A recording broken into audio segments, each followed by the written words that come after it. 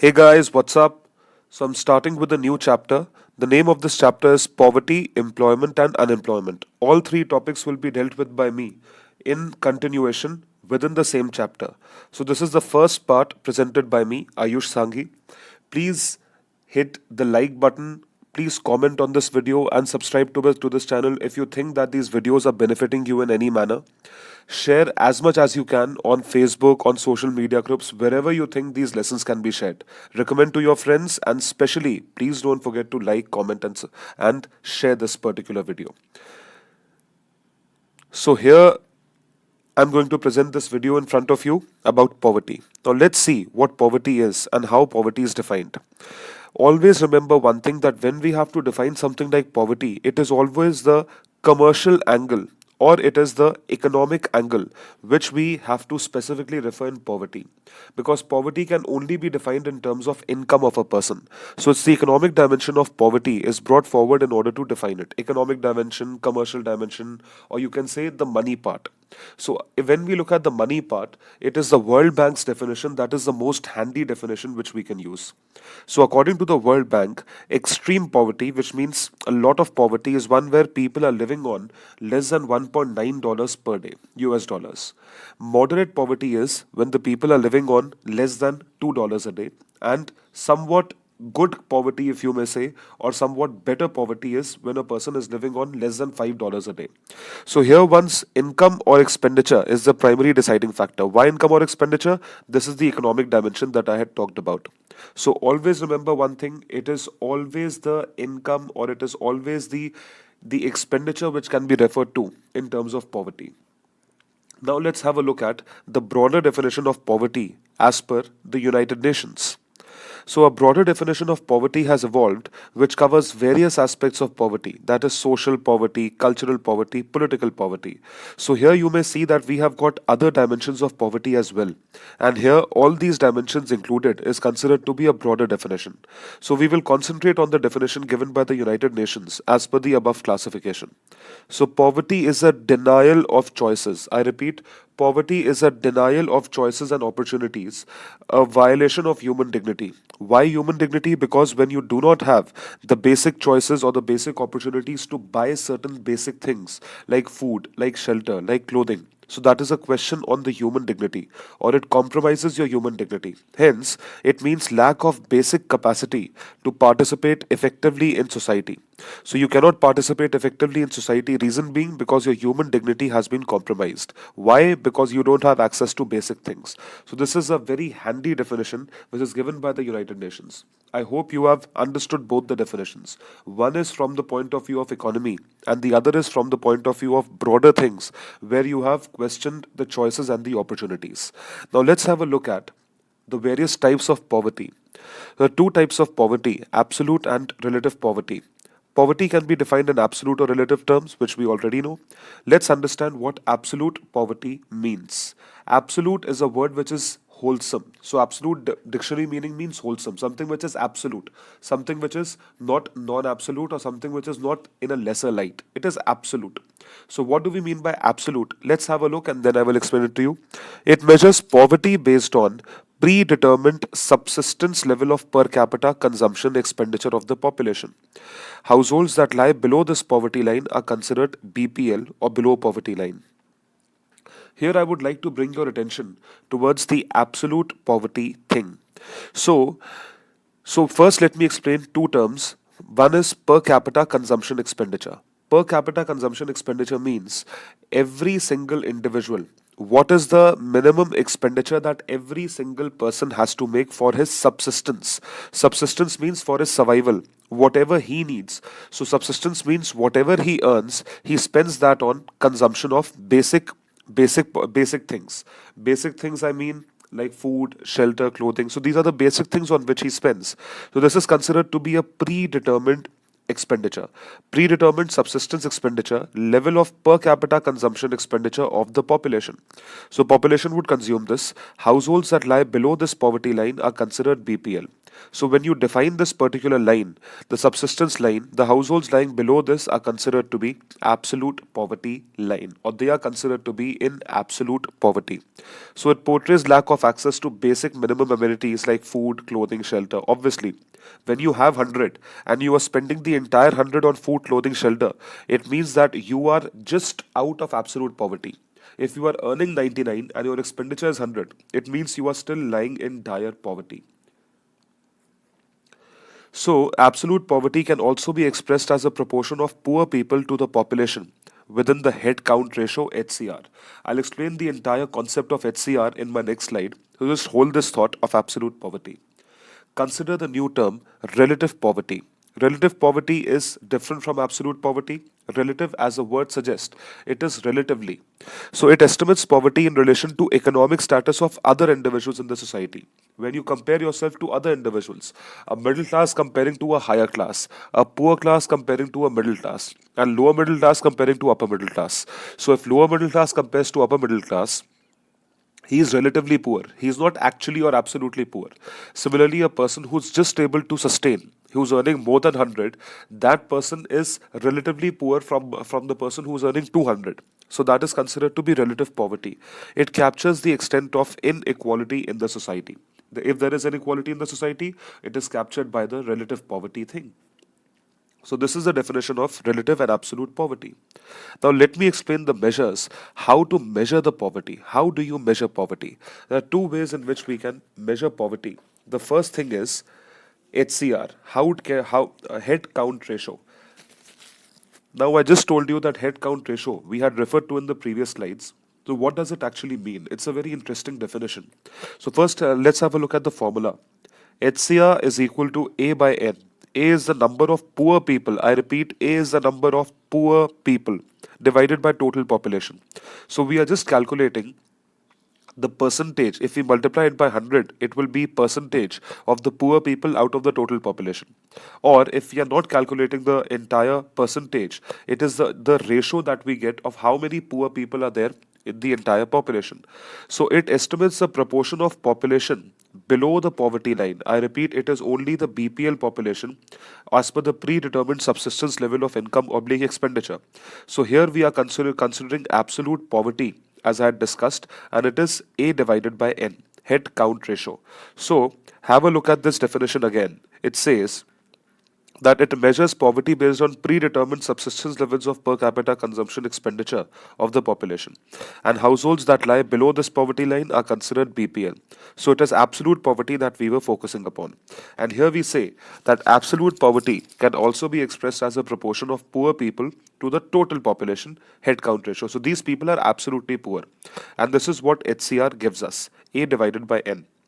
The second is poverty gap index. Poverty gap. What is the gap? Gap is that what is the expenditure that poor person is doing and what is that is required for his subsistence. So say suppose 100 is required for his subsistence and he is able to spend only 80. 20 is the poverty gap. So PGI is the difference between the poor's expenditure or income and the predetermined poverty line. So whatever the poverty line is, that you will calculate on the basis of poverty gap index. So this is the poverty gap computation. Let's have a look at the formula. PGI is the ratio of poverty gap to the poverty line. So whatever is the ratio of poverty gap to the poverty line is considered over here. PGI measures the intensity or degree of poverty. How many people are earning less than what is required? So it is 1 by A, where A is the total population, summation of B, where I is equal to L, Z minus IY. So Z represents the poverty line or whatever income is required in the poverty line. Y is the income. So if you are an economics student, I had explained it to you in my very first chapter that Y means income. So Z minus Y, income of the ith person whom you are comparing, divided by Z. So this will give us the entire concept of poverty gap index. How many people are there? I repeat, how many people are there who are earning less than what is required? And here, if we calculate the square of it, squared poverty gap index, this would give us the entire thing of how many persons are poor. More weight is given to the poorest among the poor if you square this. So this is considered to be poverty gap index. Poverty gap index. I hope you have understood the entire lesson. I'll be coming out with more of such awesome lessons on poverty, employment and unemployment. Thank you so much for watching this lesson. Bye. Hey guys, what's up? So, I'll be continuing with my series on poverty, employment, and unemployment. In the first part, I had discussed about many things relating to poverty, its calculation, poverty gap index, head count ratio, and the types of poverty, absolute and relative poverty. In this particular lesson, I'm going to deal with poverty line, its definitions given by various committees, which is very, very important for examination, and what are the methods which are used by the erstwhile Planning Commission in order to calculate poverty in India. So let's read about the poverty line and the industries or agencies which are associated with its calculation. So this is the second part of the series presented by me, Ayush Sanghi. Please like, comment and share this video as much as you can if this video is contributing in your preparation in any manner. Thank you in advance and let's continue. So you can subscribe to my channel for more of such awesome lessons. So let's continue with understanding poverty line through the eyes of various agencies. So understanding it from the eyes of Planning Commission, the erstwhile Planning Commission, which is now known as Niti Aayog, it estimates poverty using the NSSO data, the National Sample Survey Organization data. Every 5 years, the NSSO conducts survey to collect household consumption expenditure. So in terms of understanding the importance of household consumption expenditure, you can refer to my last lesson in the same series, which is part 1, where we calculate the household consumption expenditure, which means how much is required for you to survive or for any person to survive. So let's take an example that 100 rupees is required for a household to survive. So NSSO would conduct a survey in order to calculate that value of 100. What is the household consumption expenditure? And that is done by the NSSO every 5 years. The monthly per capita consumption expenditure for the MSME is used to determine the poverty line. This we had discussed in our last video, and I'm going to repeat it again. That per capita consumption expenditure means that per person consumption expenditure is how much. So if a person is earning less than it, it can be called as a BPL case, a below poverty line case. Else the person will be above poverty line. So that's used to determine the poverty line. Poverty line estimates vary depending on the methodologies developed by various expert panels. So this video will be focused upon understanding the reports of all these expert panels. The Ministry of Rural Development conducts the BPL census. Now these are examples important for PT. Who conducts the BPL census? It is the Ministry of Rural Development. Who estimates the poverty using the NSSO data? It's the Niti Aayog, now erstwhile Planning Commission. How often does the NSSO conduct the household consumption expenditure? Every 5 years. So these are the MCQ, pure MCQ questions that can be asked. So let's understand the methods which are used or which were used by Planning Commission to estimate poverty in India. The first method being Uniform Recall Period, URP. This method is used by Planning Commission, which is now known as Niti Aayog, to estimate the poverty line. This method says that 30 days recall period for all items. Recall period means that we will refer to a period of 30 days in order to calculate what is the estimation of the household consumption expenditure. So looking at it from the point of view of a 30-day period, for what all items? Food items, because this is the main requirement. Non-food items, non-food items may include the energy items like requirement of kerosene, oil, petrol, shelter, clothing. All these are non-food items. So you would look at both the items and you would look at the pricing for 30 days in order to recall the BPL classification, the uniform recall period. The next method used by Planning Commission is the mixed recall period, MRP, and this is also calculated by the NSSO. This is calculated by the NSSO. Reference period for 5 non-food items, which are education, institutional medical expenses, which are very, very important. So education, medical, clothing, footwear and durable goods. Durable goods are long-lasting goods. In order to understand the meaning in detail, refer to chapter number 1 under the series of economy which I have made, which has changed to 1 year. So in this case, whatever we are calculating, the reference is 5 non-food items with reference to 1 year. The 30-day recall period for remaining food and non-food items is calculated. So 5 non-food items is for 1 year and the rest of the things are again from the point of view of 30-day period. So this is considered to be the mixed recall period. We have uniform recall period, 30 days for all items flat, and mixed recall period for except for five non-food items. We have 30-day recall period for all other types of food items, food and non-food items. That's a mixed recall period. These are the methods which are used for computation of poverty in India. Now, considering to the third reference period, it is the Modified Mixed Reference Period, MMRP. Modified Mixed Reference Period, MMRP, is an important census, or it's an important aspect which was recommended by the Rangarajan committee for the first time in India to estimate poverty. Rangarajan, as you know, is one of the most important people who have recommended most of the institutional changes in order to estimate anything pertaining to the economy. So the reference period varied with different food and non-food items. As we know that some food items are seasonal, some food items are evergreen throughout the year, some food items, the prices of which vary throughout the year, food and non-food items. So the first reference period is a 365-day reference period, which includes or which has the five non-food items that we had discussed in the last slide: education, clothing, footwear, institutional medical facility. For this, we take the 365-day reference period. Second are the food items: fruits, vegetables, spices, beverage, refreshments, edible oil, egg, fish, meat, pan, tobacco, and intoxicants. For this, we require a 7-day reference period as the prices fluctuate time and again. And the third is the 30-day reference period. Remaining food items like fuel and light, taxes, rent, non-institutional medical care, miscellaneous commodities. So all these things are included within the aspect of understanding the type of poverty or to estimate poverty. So the modified mixed reference period is for the for the purposes of the reference. What is the reference that we are considering? Is it 1 year? Is it 7 days or 30 days? In the earlier thing, we were computing the poverty by the mixed recall period and by the uniform recall period. All these things have been recommended by various committees which had been constituted by the Planning Commission. Let's have a look at the first committee. The first committee is by the name of YK Alagh Committee, as it was headed by Mr. YK Alagh in 1979. Poverty line was constructed on the basis of nutritional requirements as per YK Alagh of rural and urban households. So this is not something new. If you have studied in school, CBSE board, I'm not aware about the ICSE board, but yes, they do teach in schools that who is considered to be who is considered to be poor or who is considered to be rich as per the calorie requirement. Calorie requirement is also known as nutrition requirements. 2100 calories per day in urban areas for every single person, which is the per capita calorie requirement, and 2400 calories per capita per day for rural areas. So rural areas, people are engaged into more, you can say, physical labor, which is why they require more calories as compared to people in urban areas. And minimum consumption expenditure was estimated on the basis of 1973-74 price levels. So these price levels are no longer relevant, but these calorie requirements have come a long way since 1979. So let's have a look at the graphic.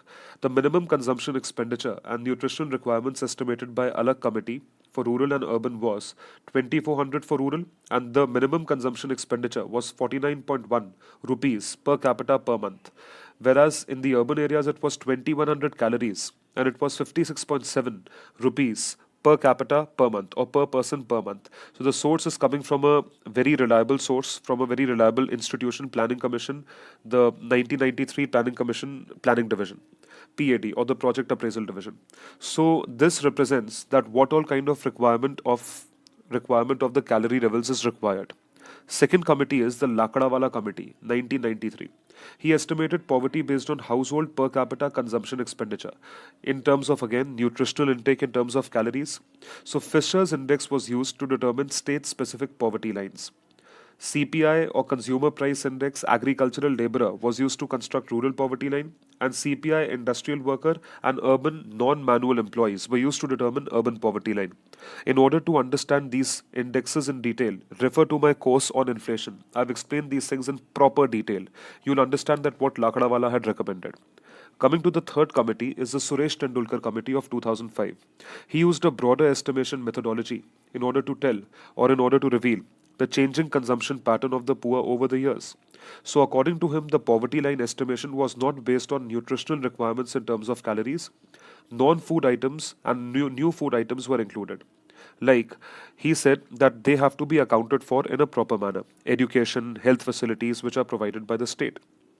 So according to him, it was the poverty line basket across urban and rural areas, which were uniform. Price adjustment technology was changed to correct spatial and temporal issues. The mixed recall period method was referred, and he included monthly spending on health, nutrition, education, transport, and electricity. So these are the non-food items as well. So let's have a look between the difference of Lakdawala and Tendulkar. At this time, it was 28.3, but it increased to 41.8, and this increased in urban areas 25.7 to 27.5. I'll be continuing in the. Hey guys, what's up? I'm back with my lesson on poverty, employment, and unemployment. This is the third part of the series Poverty, presented by me, Ayush Sanghi. Please like, comment, and share this lesson as much as you can with your friends on social media and recommend this to as many people if these lessons are benefiting you in any manner. Hit the contribute to Ayush button under this video if these lessons are contributing to your preparation. So in this particular lesson, I'll be continuing with the committees that I was discussing in my last lesson, which were not complete. So I'll be discussing about the Suresh Tendulkar Committee on Poverty and the Rangarajan Committee.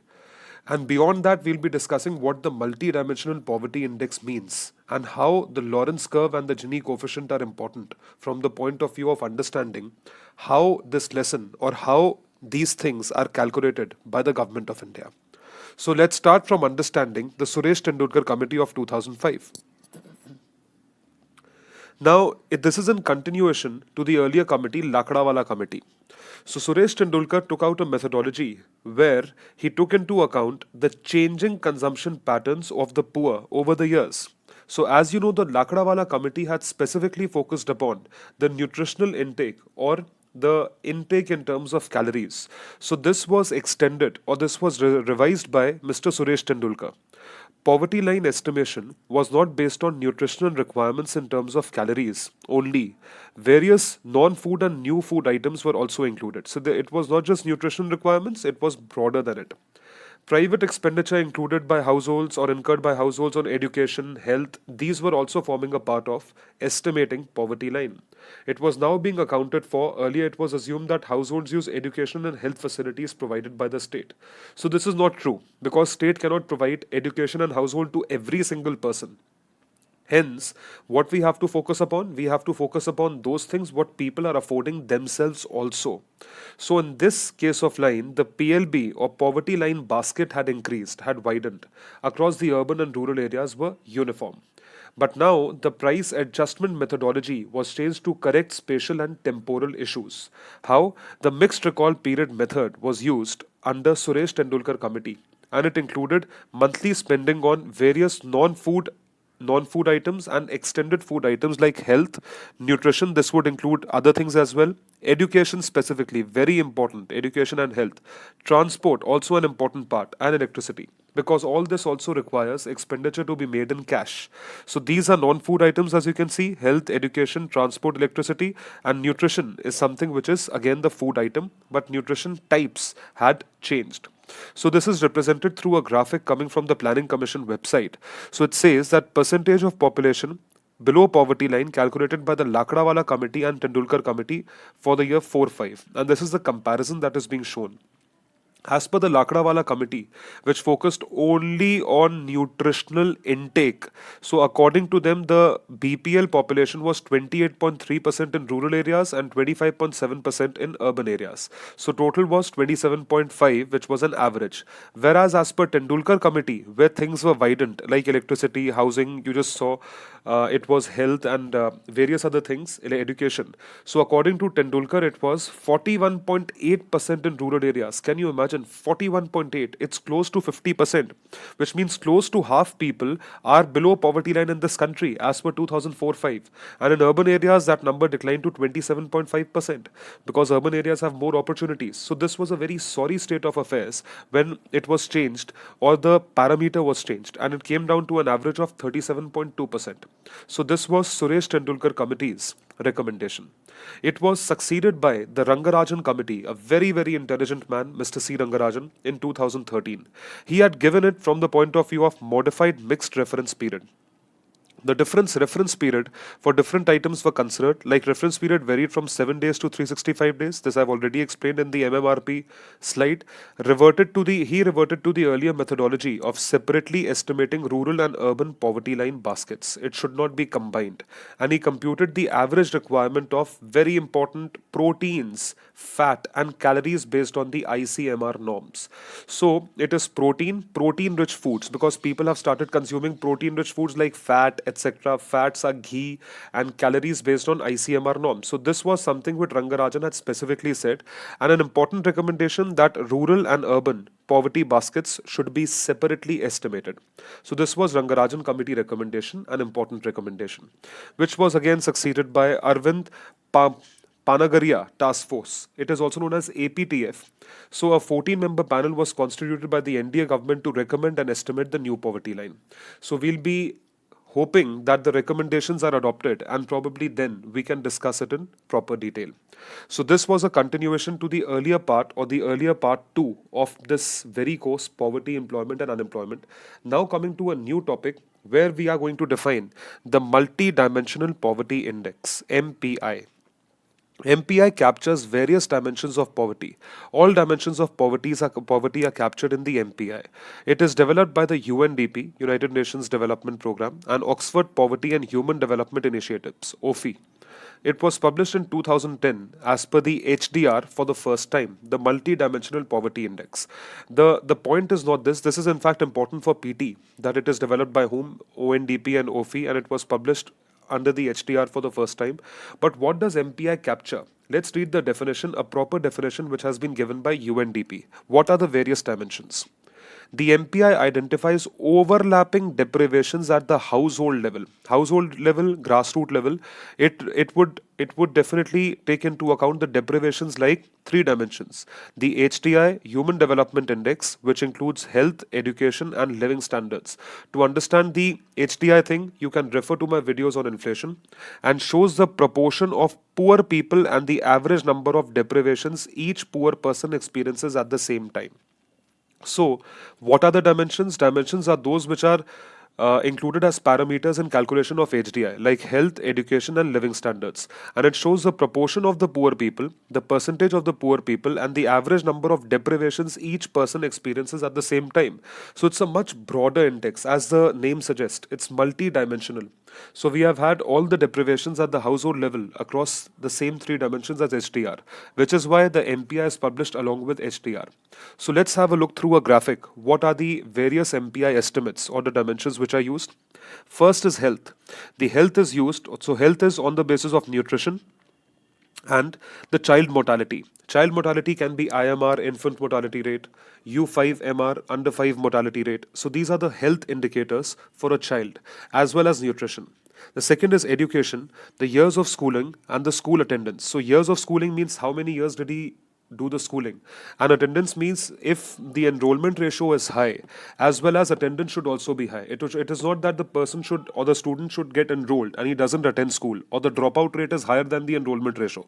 So it should not be like that. And the third is the living standard of people. It would include cooking fuel, improved sanitation, safe drinking water, electricity, flooring, assets. So basically all the basic things which are required for every person to live a life with dignity, that is included in the living standard of people. These are the dimensions and 10 indicators to estimate MPI. Please remember all 10 indicators for PT examination. They are very, very important. So which of the following are the dimensions used for calculating MPI? It is health, education, living standard, or D, all of the above. Or which of the following are not? You will be able to identify. तीन ये दिए होंगे, चौथा को छोड़ दिया होगा, चौथे पे आप टिक लगाना. So this is how 3 dimensions are given for calculating MPI. Next is discussion of Lorenz curve. It was developed by Mark Lorenz, the name suggests, in 1905. Here it is depicted the distribution of wealth or income in the society or economy. As we know that distribution of wealth is uneven, is not equal, is not uniform. So it shows the relationship between cumulative proportion of income and cumulative proportion of population in income distribution by size. How much income has been distributed between population or distribution by size. So Lorenz curve coincides with the 45-degree line when there is perfect income equality. Let's have a look. This is Lorenz curve. So Lorenz curve is this particular line where the entire difference is shown, that what is the shortfall. So Lorenz curve would show that perfect distribution, and sometimes called the 45-degree line. This is the line, and here is the Lorenz curve, which means this is the shortfall. Here is the shortfall, which is lying over here. So cumulative share of people from lower income is considered to be higher if you reach over here, and it is considered to be lower if you reach to one of the extremes. So this is the Lorenz curve understanding. Proceeded with or succeeded with Gini coefficient, which says important measure to estimate inequality. How much inequality is there in a country? So ratio of area between Lorenz and the line of perfect income equality to the area is below the 45-degree line. So perfect equality, Gini coefficient is 0, either of the two sides. Perfect inequality, Gini coefficient is 1. So this is 1 and these are 0. Hey guys, what's up? I'll be continuing my course on poverty, employment, and unemployment. The earlier 3 lessons were based on poverty itself, purely poverty. In these lessons, we discussed about the poverty line ratio, how is it calculated, and what were the recommendations of various committees, and what are the various coefficients through which we calculate it, how is it diagrammatically represented under the Lorenz curve. In this particular lesson, I will be talking exclusively about unemployment, the types of unemployment, and how do they impact the entire society. So this is the 4th part of this course, Poverty, Employment and Unemployment, presented by me, Ayush Sanghi. Now, I would like to request you that if these lessons are benefiting you in any manner, please like, comment, and specially share this lesson on your Facebook page and recommend this lesson to others by hitting the review or like button. Thank you so much for the same, and thank you for the support that you have been showing me. So here we are going to start about unemployment. Now my first basic question is, what is unemployment, or how is unemployment understood from the point of view of understanding this particular concept in India? What does unemployment mean? Before understanding unemployment, let's understand what is actually employment. Employment means that a person is working. It's very, very basic. It's no rocket science in it. But who is working? I mean, who is working under employment?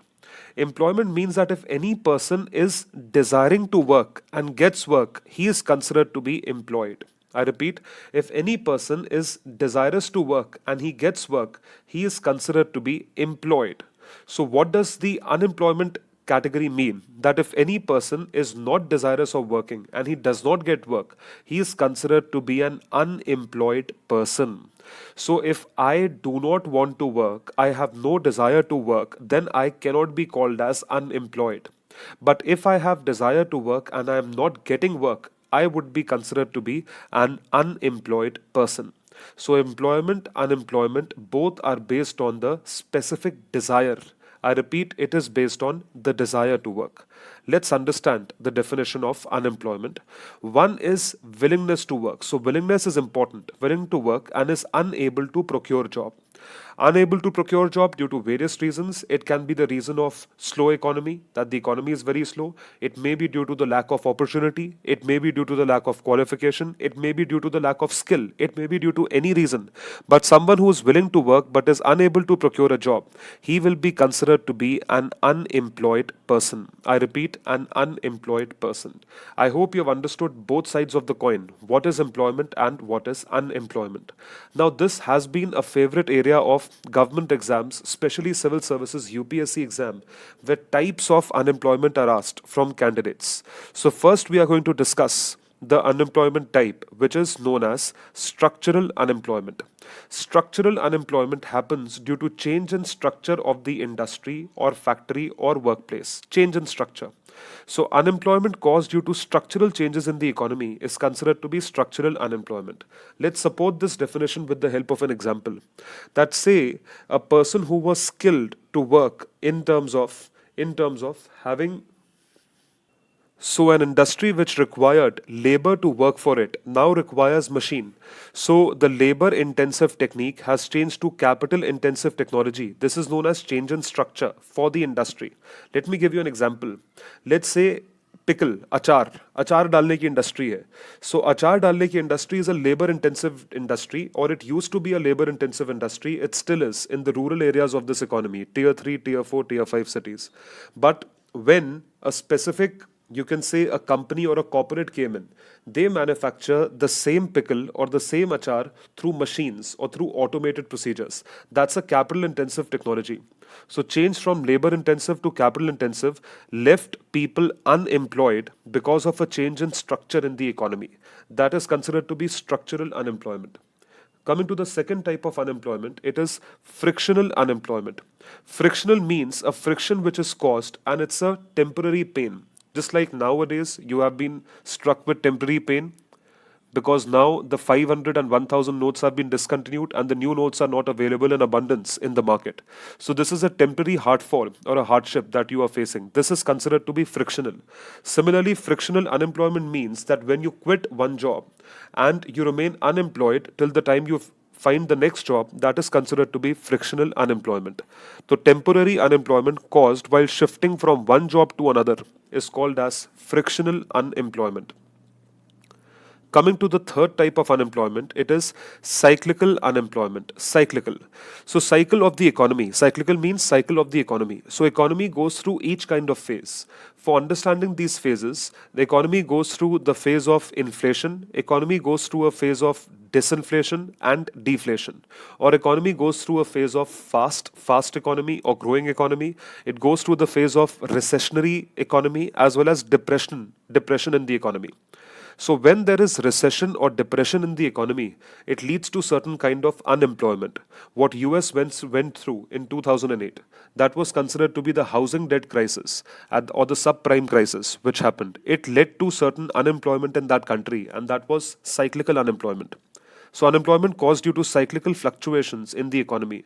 For instance, unemployment caused during recession and depression is cyclical unemployment. The next is disguised unemployment. This is the only kind of unemployment in which you are employed but still you don't have employment. So let us understand. I'll explain it to you with the help of an example. The agriculture sector in India, let's suppose this is a land and this is a 100-acre land. This 100-acre land is fixed. I mean, it would not increase or decrease in future. It would remain 100 acres.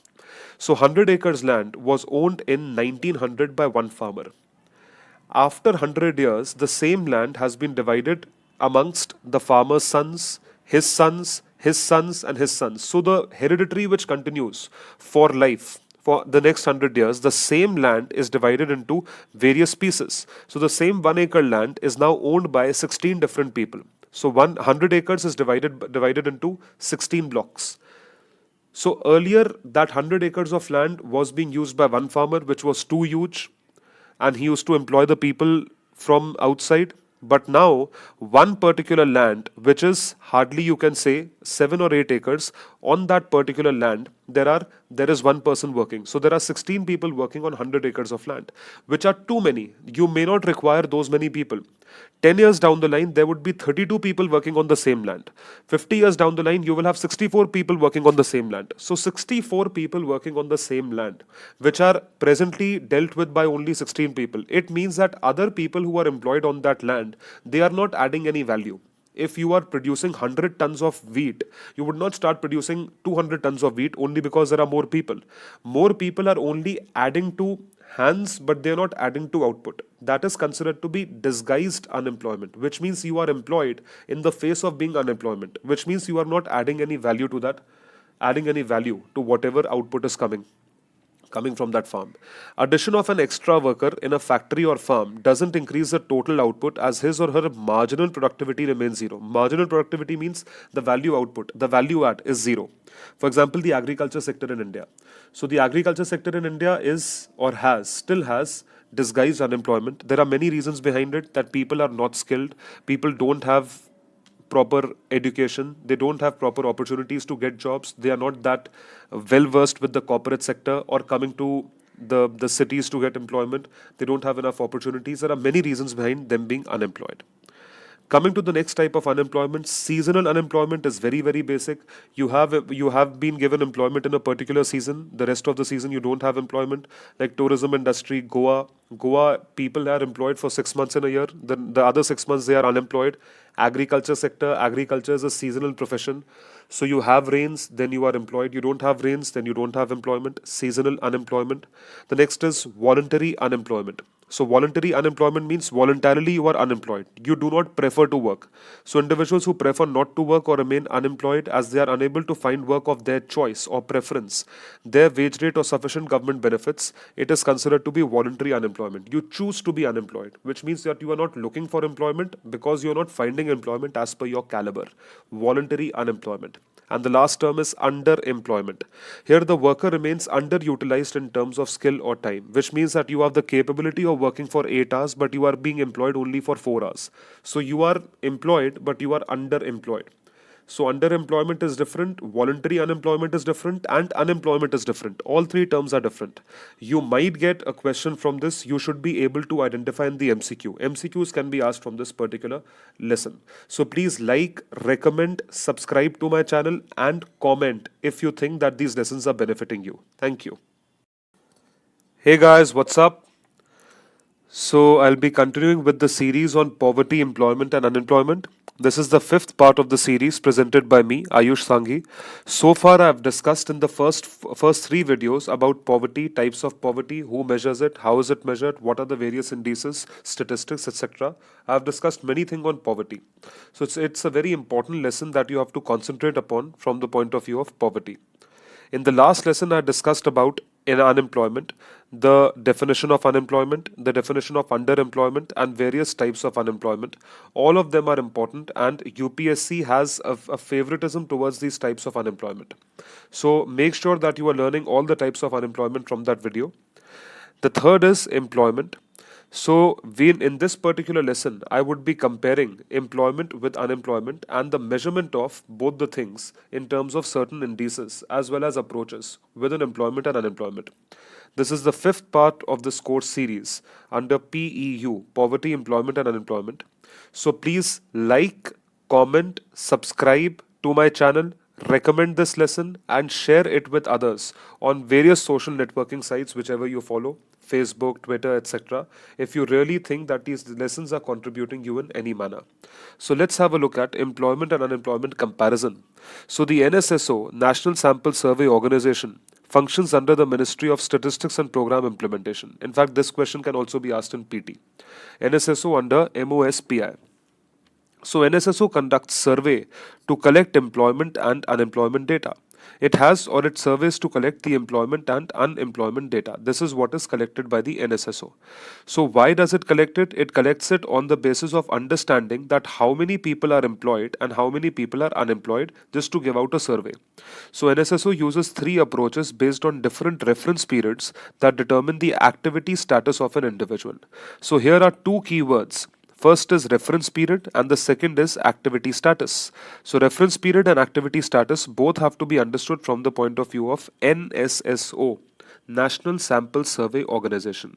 So what do we mean by activity status? Activity status means how many people are employed in activities. I repeat, how many people are employed in activities. By activities, I mean work. What kind of work?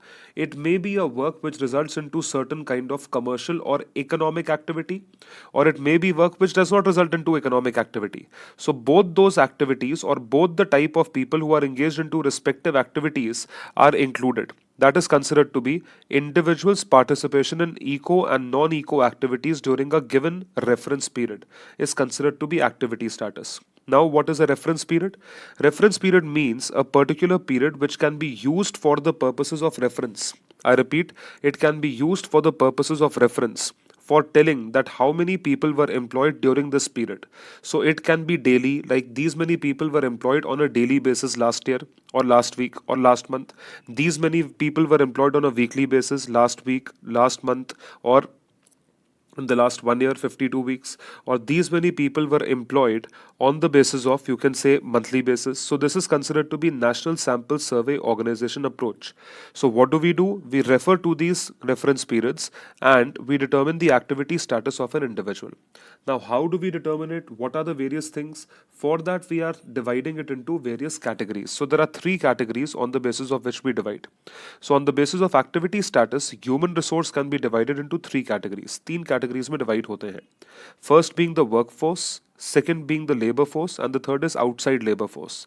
So the first important definition that I would make you understand is labor force. Point number B. So please remember the definition that I had discussed in last lesson was the definition of unemployment. Unemployment means that kind of labor which is unemployed. I repeat, that kind of labor which is unemployed is considered to be unemployed, as well as that kind of labor which is employed is considered to be employed. So the labor which is looking for employment, which gets employment, is employed. Labor which is looking for employment and is not employed is considered to be unemployed. So total of both can be considered to be included within labor force. So labor force has both the components. Is that understood? Now, whoever is not in the labor force, he is considered to be outside the labor force. So outside the labor force would be constituted majorly by kids from 0 to 15 years or 18 years, who are mainly to education, school, college, etc. And it would have retired people, old people, more than 60, 65, 70 years of age.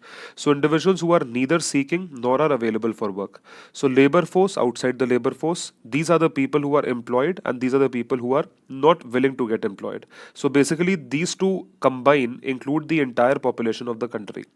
The third is workforce, individuals engaged in work which is employed. So this is forming a part of labor force itself. So this is included over here. Human resource can be divided into these three categories. Now coming to the reference period, as I had sought. This is the activity status. Now what is a reference period? So we would be determining reference period on the basis of these three approaches, as I earlier discussed, used to determine unemployment based on activity status. First is usual status approach. US approach, usual status approach. It's a very basic reference period which is 365-day period preceding the date of survey. I repeat, preceding the date of survey. Mark it important for PT. Please remember this. Do not forget this. It is considering usual status approach on the basis of 365 days. Second is current weekly status approach, which is a 7-day period, so roughly 7-day period preceding the date of survey. So it's a 7-day preceding period. Currently weekly status approach. So all these things, all these approaches are preceding the date of survey. Note one thing, preceding the date of survey, which means it is not of the previous year, it is not of the previous month, it is of the previous date of survey, whether it is daily, yearly, or even weekly. And the third is current daily status approach, CDS, the reference period of which is each day of reference week preceding the date of survey. It is preceding the date of survey, current daily status approach. So all three approaches are there. Usual status approach, which is a reference period of 365 days, weekly status approach, 7 days preceding the date of survey, daily status approach, week preceding the date of survey. All three approaches are there, which are important. All three approaches are there on the basis of determination of this one thing, reference period. So going back to our definition, what I discussed in the first slide, that NSSO uses three approaches with different reference period. These are the reference period in order to determine the activity status. So what is the activity status? Workforce, labor force, and the outside labor force. So these three things are used in order to determine certain things for the future. I would be coming out with explanation of these three approaches in proper detail in my next lesson. So stay tuned for the next lesson in order to understand the US approach, usual status approach, weekly status approach, and the daily status approach. Please like, comment, share, recommend my video if you think that this is contributing you in any manner. Thank you so much for watching the video. Bye. Hey guys, what's up? So I'll be continuing my course on poverty, employment and unemployment. As you must have seen part 5 of my video that was talking about various things under consideration of employment as well as unemployment. In this particular video, I would be continuing my lesson on employment, and I would be telling you that how do we specifically consider the approaches to measure unemployment. So this is part 6 presented by me, Ayussh Sanghi. So first we would start with understanding the usual status approach that I had explained in the last lesson. So these were the three approaches that we had talked about in the last lesson. Determine unemployment based on the activity status. First is the usual status approach, 365 days, current weekly status approach, 7 days, and daily status approach, reference each day preceding the date of survey. And all of these three are preceding the date of survey. So I would be explaining all of them individually, first starting with the usual status approach. So USS to measure unemployment. The reference period, as we have already understood, is 365 days preceding the date of survey. This approach takes into consideration two aspects only. The first one being the primary activity status of the worker. Second is the subsidiary activity status of the worker. So what is the difference and what all do we consider in these respective approaches? Starting with the primary activity status of the worker, it is used to determine the usual principal status. I repeat, UPS approach, which is a 365-day approach. It helps to estimate the unemployment rate. How many people are unemployed? It helps to estimate that.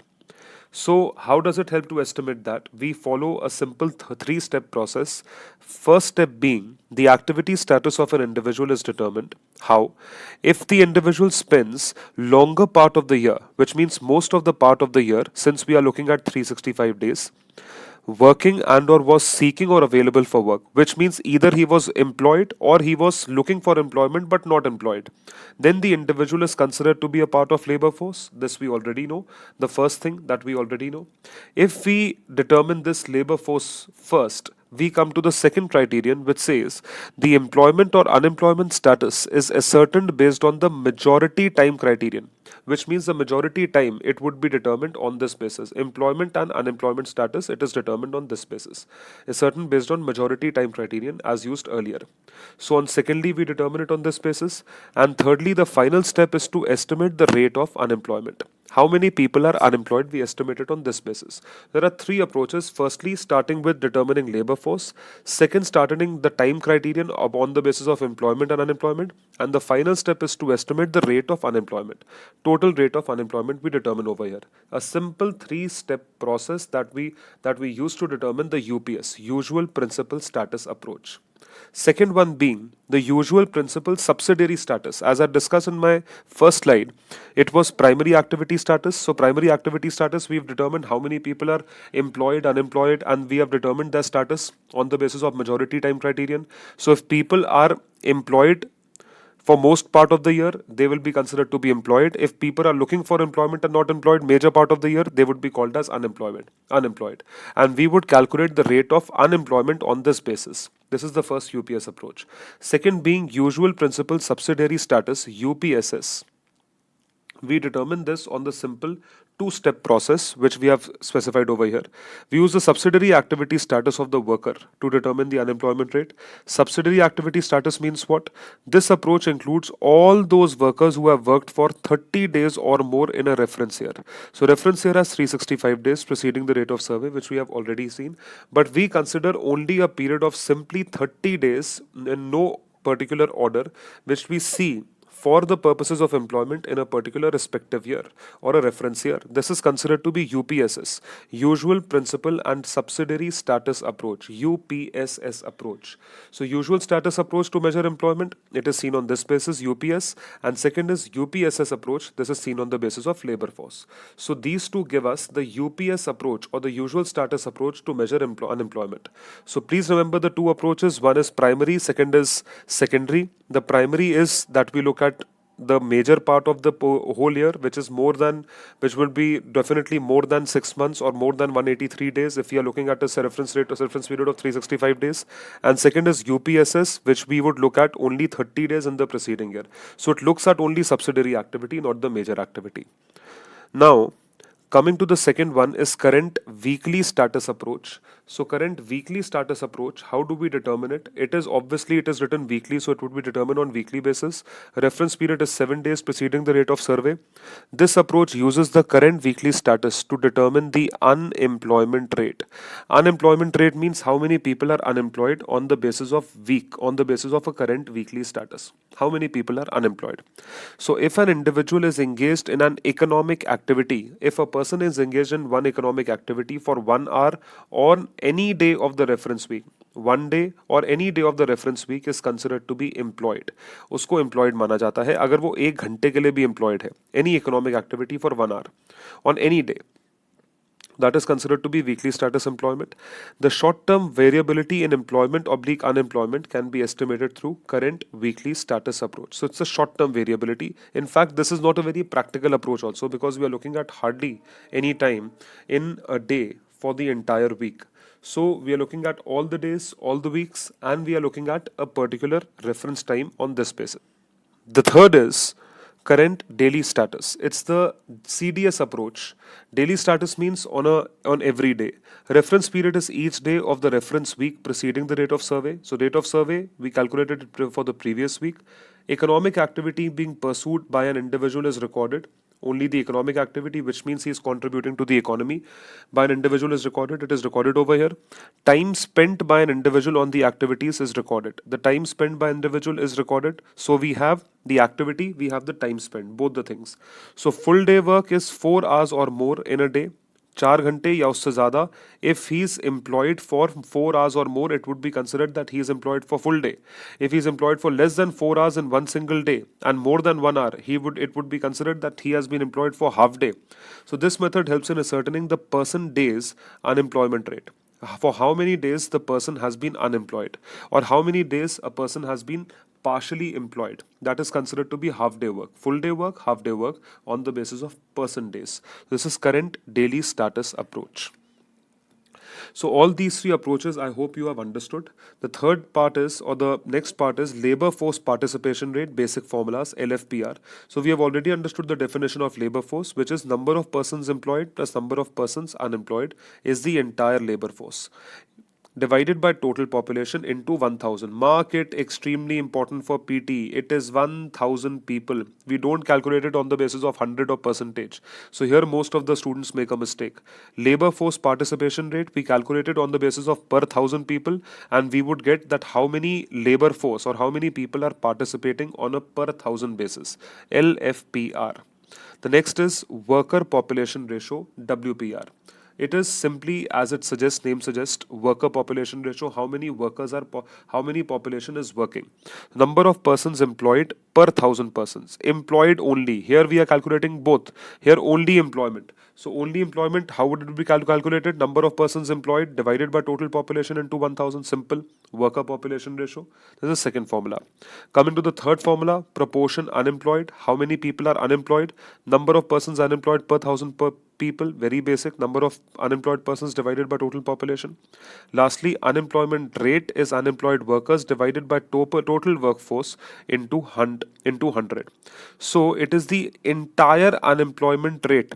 How many people are unemployed? It is on the basis of total labor into 100. So are you getting the difference between this? Proportion unemployed and unemployment rate. Unemployment rate is calculated on the basis of 100. Proportion unemployed is calculated on the basis of 1000. I hope you are getting the entire concept of difference between proportion unemployment and unemployment rate. So please like, comment, share this lesson and recommend it as much as you can. Please write to me. You can write as many comments as you can. I love to read your comments. I would try to reply to all the comments which you have written. Thank you so much for watching this lesson. Bye. Hey guys, what's up? I hope you are doing well. So I'll be continuing with poverty, employment and unemployment. And this is the 7th part of this course, poverty, employment and unemployment. As you may remember that we were doing understanding the formulas for calculating employment rate, various types of employment, labor force participation rate, worker population ratio, proportion unemployed, etc. In this part, I'll be discussing the schemes launched by the Government of India in order to reduce unemployment and to increase employment in this country. Lesson is presented by me, Ayush Sanghi. Please like, comment and share the lesson as much as you can. When you hit the like button, it says that you had recommended the lesson. So I would really like you to recommend my lessons, share it with people as much as you can on social media, etc. Thank you for your support. So let's start with the lesson understanding the schemes launched by the Government of India. The first scheme is MGNREGS, Mahatma Gandhi National Rural Employment Guarantee Act. It's a very famous scheme, nothing new for you. But this scheme has been launched to increase the employment rate in this country. The scheme was launched way back in 2006. Now, what is important for prelims is that this was launched by Ministry of Rural Development, MORD.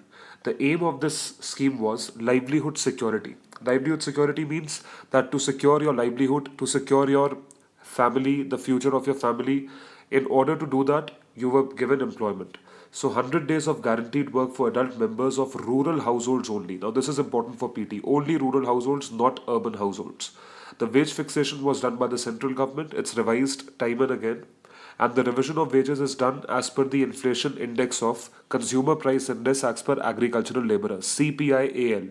Let me remind you, this is the old index. If you want to view or understand all these indices, please watch my course on inflation. It has 13 lessons roughly which talk about the indices to calculate inflation. The funding pattern that has been arranged in MGNREGS is in this fashion. First, it is fully funded as per National Employment Guarantee Fund (NEGF), as well as partially funded by National Investment Fund. So this is something which is very basic. Now let me tell you one more interesting fact, that MGNREGS is one of those few schemes that provides employment on demand. So if you wish to work and if you wish to get employed, you can ask for employment under this MGNREGS. Now the interesting part is that the government cannot refuse if anybody has asked for employment.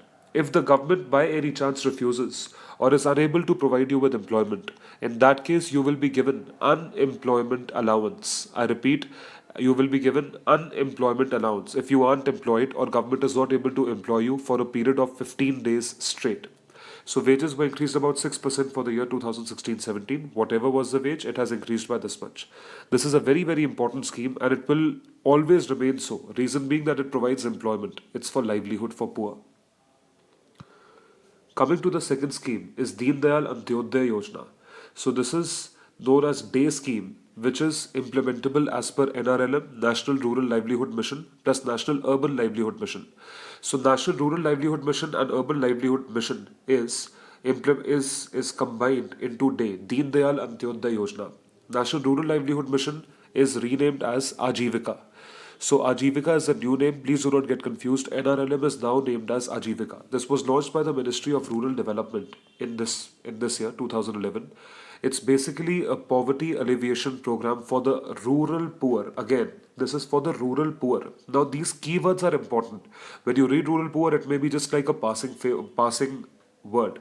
But in case you have to specifically identify in the MCQ format, please make sure that MGNREGS was for rural people or rural households, which included poor as well as people who are not poor. Here it is only poor, and that too poor only in rural areas. So it's a poverty alleviation program, which is why it is Rural Livelihood Mission. And World Bank has provided partial investment aid. So it's a very basic aspect of providing aid for these schemes in order to support whatever has been done. Aim of the program is to create efficient and effective institutional platforms of the rural poor. So efficient platforms, institutional platforms for the rural poor, and it would be created because the poor has to be provided with basic amenities. These institutional platforms aid the poor in improving their livelihoods. Like I said, to make sure that they are able to afford basic amenities, provide them easy access to public and financial services, all these services which are essential for them. This will be attained with the aid of self-help groups, SHGs, and other federated institutions. Federated institutions and SHGs, all these are institutions which would help them in order to gain that popularity. By popularity, I mean at least the amenities and the facilities that are required for an individual to live in a dignified manner. So the scheme aims to improve as well as increase the participation of rural poor by providing them with necessary tools, finance, services, rights, entitlements, skills, all these things. Everything will be provided by people. So this provided by the government. So this is done under the Deen Dayal Antyodaya Yojana. So I hope you are understanding the objective of these schemes to provide employment so that people can have proper platforms to work. Coming to the third scheme is Mahila Kisan Sashактikaran Pariyojana, MKSP. So this is basically providing employment only for the women, Mahila Kisan. Women that too who engage in agricultural activities. It's a very good scheme and this can also be used as an example in women empowerment for your mains. Launched in 2010-11, it's a subcomponent of NRLM, what we have discussed in the last slide or in the last scheme. It emphasizes on the empowerment of women in agriculture and allied activities. As I said, Kisan. So women in agriculture and allied activities by increasing their participation as well as productivity. Now very, very important. So look, the first stage is people are employed. Second stage is people are unemployed. If people are unemployed, they need employment. If people are employed, then they need growth, or they need proper satisfaction as to whatever they are doing. They are contributing and they are earning money on behalf of it. So, empowerment of women in agriculture and allied activities by increasing their participation as well as productivity. Creation of sustainable livelihood institutions for rural women. Why? Because women have to be empowered in a manner where they are able to run their households. In case there is a single woman, divorced woman, or a woman who just wants to do the work on her own. So it's a good scheme for empowerment of women. Fund sharing, or the basis on which it would be funded, it's 75-25 between center and states, which means 75% will be borne by central government and 25% by the state government. Coming to the next important scheme, National Urban Livelihood Mission, DAY scheme. It was launched on 23rd of September 2013, and it has been formed by replacing the old scheme which was by the name of Swarn Jayanti Shehri. Shehri means urban. Rozgar Yojana, SJSRY, under the Ministry of Housing and Urban Poverty Alleviation. It focuses on poverty alleviation among the urban poor. I repeat, poverty alleviation only among the urban poor. I hope you are understanding I'm emphasizing on these terms. By doing what? Providing sustainable livelihood opportunities so that again they can live in a better fashion. So the objective is the same, but it has been implemented for various places in a different fashion. Earlier was for rural households, rural poor is specific. Here it is for urban poor, poor people in urban areas, and to develop their skill development, mobilizing self-help groups to provide training to members, and providing training to established micro enterprises. So all these things can be done on the basis of focusing upon poverty alleviation, because there are poor at all levels, which is why they need assistance. So the funding in this pattern is arranged. I'm sorry, interest subsidy of 5 to 7% to set up micro enterprise, which means that if you take a loan in order to start a business or a micro enterprise, any poor, he will be given a subsidy of 5 to 7%. The loan with an upper limit of 2 lakhs for individuals, this has been sanctioned, and up to 10 lakhs for group enterprises, in case you have to open a micro enterprise. It provides 24-hour shelter homes, water supply, sanitation facilities to the homeless urban poor. Very, very important. Right to dignified life. All these things are needed. Article 21 of the Constitution, providing special facilities to the vulnerable sections like mentally ill, dependent children, and the aged. So special facilities are being given. So every single thing is being done in order to maintain their dignity and basic amenities. It provides skill-based training, social security, and institutional credit to street vendors. So it has been doing all these things in order to make sure that people have a proper living. So they have the development and livelihood what they require. The funding pattern,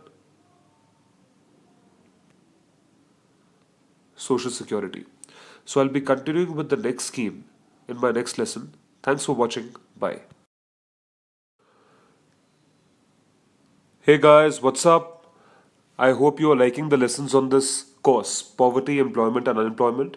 I'll be continuing with this course, and this is the last lesson in which we will be discussing all the remaining schemes and how the schemes are being funded by the Government of India.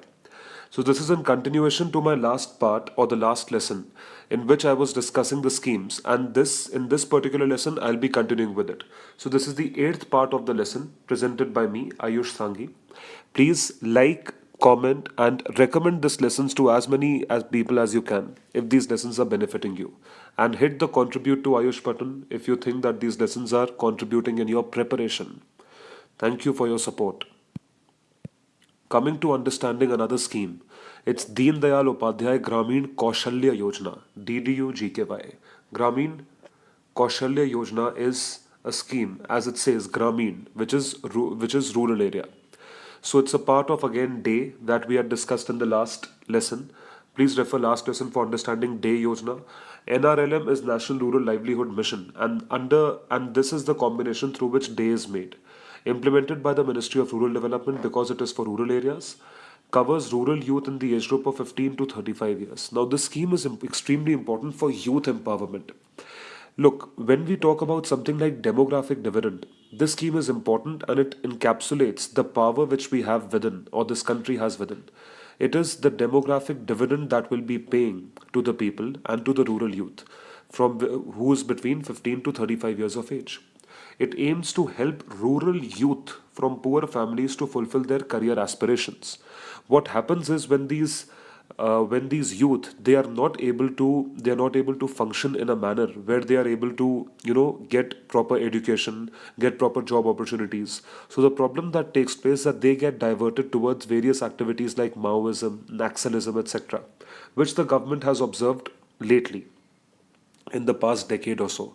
In order to stop that thing, what the government is doing, it is helping, or it is aiming to protect the rural youth from getting diverted into those scenarios, and to make sure that whatever they are aspiring for, they are aspiring for something which should be fruitful for the nation. So hence, we don't want the demography to turn into a burden. We want demography to turn into a strength. And which is why we are trying to empower the rural youth. How are the funds being allocated under Deen Dayal Upadhyaya Yojana? Let's see. The fund allocation is 50% for SCs and STs, specifically for their employment, 15% for minorities, and 3% of PWDs, persons with disabilities. Out of total, 33% among the selected candidates should be women. So it also includes women empowerment, again from within the age group of 15 to 35 years. And skill based training programs will be provided. So it is vocational education. Vocational education means skill like health, retail, plumbing, construction, hospitality, etc. It aims to provide placement to at least 75% of the trained candidates. Look, placement, इतना high placement private sector में नहीं मिलता है, और normal colleges में नहीं मिलता है, but government is aiming to provide 75% of the trained candidates with employment. So in order to achieve the targets, so government is trying to achieve through certain projects which it has launched in certain regions. So first is the project Himayat. It's an important project which is specifically focused towards the rural youth. That too from poor families in J&K, Jammu and Kashmir. So in Jammu and Kashmir, the people who are coming from poor families, and that too who would belong to the rural areas, and that too youth, it provides employment to those people. Project Himayat. It's an important project, and it's a very ambitious project of the government of India. Second is Project Roshni. So it's providing light to the left wing extremism areas, just as I said, the Maoism affected areas. For poor rural youth from 27 left wing extremism affected districts and northeastern regions, Project Roshni is being done. Third is Parvaz, Comprehensive Skills and Education Program for Rural BPL Minority Youth. It's a pilot program which is by the Ministry of Rural Development. So skill education program is often for providing people with the different type of skills so that they are able to maintain a livelihood. If they learn something, they'll be able to work. And when they work, they'll be able to do wonders. Next is Pradhan Mantri Kaushal Vikas Yojana. The second yojana which we are going to discuss, it's an important yojana or a government scheme which has been made. It is being implemented by Ministry of Skill Development and Entrepreneurship, MSD, and it's basically a skill certification scheme. So when we say Kaushal Vikas, it is empowerment of, or provision of skills to the people. So, to encourage skill development for youth by providing monetary rewards for successful completion of approved training programs, skill certification is being provided by Pradhan Mantri Kaushal Vikas Yojana. So, its implementation is done by the NSDC, National Skill Development Corporation. This is a very good organization for the purposes of provision of skills and for vocational education. So please remember, out of all the yojanas that we have studied, this Kaushal Vikas Yojana is done by Ministry of Skill Development and Entrepreneurship, and the rest of them were either by the Ministry of Rural Development or by the Ministry of Urban Development. I hope you are getting the point. Let's understand some things about the NSDC. The NSDC is Ministry of Skill and Development and Entrepreneurship has done this. So it is as per the public-private partnership in India. It's under the PPP mode. The aim is to promote skill development by catalyzing creation of large quality for-profit vocational institution. Large quality for-profit vocational institution. Vocational means skill. So this is what they are doing, and because it's a PPP, it's a for-profit initiative. What happens in this is individuals with prior experience will be assessed and certified based on recognition of prior learning component, RPL component. So the RPL aims to align the competencies of unregulated workforce of the country to the NSQF, National Skills Qualification Framework. This is being done as per the RPL, recognition of prior learning. So you will be, whatever you have learned prior to joining these vocational courses, that would be recognized, and whatever skills that you can't get an output from, that unregulated workforce would come in the NSQF, National Skill Qualification Framework. The fees related to assessment and training will be provided by or will be borne by the Government of India. Now, understanding certain concepts about demographic dividend, this term that I quoted while explaining to you the other Yojana DDU, demographic dividend is a very famous term which has come into play in only in the last certain years, where it says a significant percentage in the population in the country falls in the working group of 15 to 59. I repeat, it is working group. Working group means people who are in the working category. When they work, they will be providing a service and hence they would be acting as provision of dividend to the country. If this workforce is utilized productively, then the economy can reap the benefits or dividends in the form of economic growth and development. It can be done only if the people are trained well, only if the people are provided an opportunity, only if the people have the intention to do it. So, given this workforce is included in the financial safety net, skilled and given adequate employment opportunities to grow. So they should be given opportunities to grow, which is why demographic dividend is important as a concept for the people of this country. Else, what will happen if too many people in this age group are unemployed, non-skilled, cannot work? The same demographic dividend will convert into a demographic burden. Burden, I repeat. Now, coming to the next term, jobless growth. Jobless growth is an important term. This has been asked in mails that why does India is growing, but still it has jobless growth. So, jobless growth means economic growth without inadequate job creation or with inadequate job creation. I'm sorry, it is with inadequate job creation. Inadequate job creation, but economy is growing. How does this happen? Only some people are growing, some industries are growing, but most of the people are unemployed. So, now let's have a look at the ministry as per the NSSO data, National Sample Survey Organization. Average growth rate between the period 4-5 and 2009-10 was 8.43%. But during this period, the job creation in the country was limited to 1 million annually. That is nothing, practically nothing. Only 10 lakh jobs a year. How do you sustain in a population of more than 100 crore people? 1 million are getting employed in 1 year. So, this is something which is to be alarmed about jobless growth. So, let's look at the facts. Annual unemployment survey is conducted by the Labour Bureau. Yes, it's a fact. Indian Labour and Employment Report is prepared by Institute for Human Development. Remember this fact. These are important for PT, all of them. CPIL is computed by Labour Bureau. For this, you can have a look at my lessons on inflation also. So please like, comment, share, recommend this lesson as much as you can if you think that this lesson is contributing in any manner to you. Hit contribute to Ayush button. Thank you so much for watching this lesson. Bye.